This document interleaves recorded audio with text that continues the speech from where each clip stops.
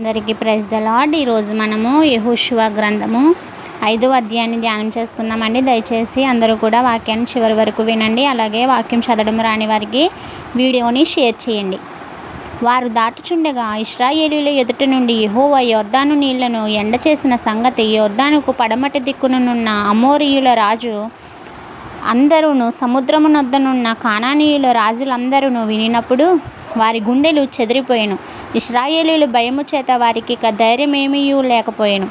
ఆ సమయమును యెహోవా రాతి కత్తులు చేయించుకొని మరలా ఇశ్రాయేలీయులకు సున్నతి చేయించమని యెహోషువకు ఆజ్ఞాపింపగా యెహోవా రాతి కత్తులు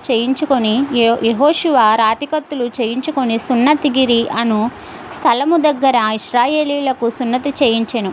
యెహోషువ సున్నతి చేయించుటకు హేతువేమనగా ఐగుప్తులో నుండి బయలుదేరిన వారందరిలో యుద్ధ సన్నద్ధులైన పురుషులందరూ ఐగుప్తు మార్గమున అరణ్యంలో చనిపోయిరి. బయలుదేరిన పురుషులందరూ సున్నతి పొందిన వారే కానీ ఐగుప్తులో నుండి బయలుదేరిన తరువాత అరణ్య మార్గమందు పుట్టిన వారిలో ఎవరునూ సున్నతి పొంది ఉండలేదు. యెహోవా మనకు ఏ దేశమును ఇచ్చేదనని వారి పితరులతో ప్రమాణము చేసెనో పాలు తేనెలు ప్రవహించు ఆ దేశమును తాను వారికి చూపింపనని యెహోవా ప్రమాణము చేసి ఉండెను గనుక ఐగుప్తులో నుండి వచ్చిన ఆ యోధులందరూ యెహోవా మాట వినకపోయినందున వారు నశించు వరకు ఇశ్రాయేలీయులు 40 సంవత్సరముల అరణ్యములో సంచరించుచూ వచ్చిరి. ఆయన వారికి ప్రతిగా పుట్టించిన వారి కుమారులు సున్నతి పొంది ఉండలేదు గనుక వారికి సున్నతి చేయించెను. ఏలయనగా మార్గమున వారికి సున్నతి జరగలేదు.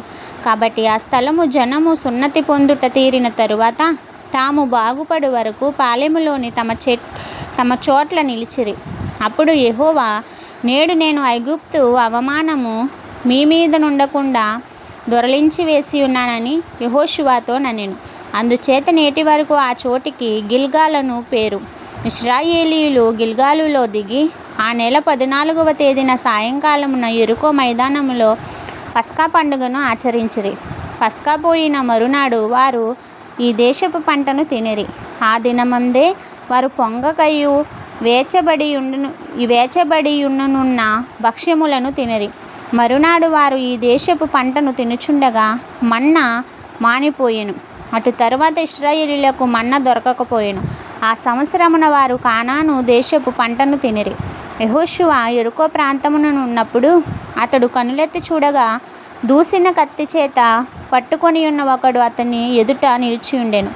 యెహోషువ అతని యొద్దకు వెళ్ళి, నీవు మా పక్షముగా నున్నవాడవా, మా విరోధి పక్షముగా నున్నవాడవా అని అడుగగా అతడు, కాదు, యెహోవా సేనాధిపతిగా నేను వచ్చి ఉన్నాననెను.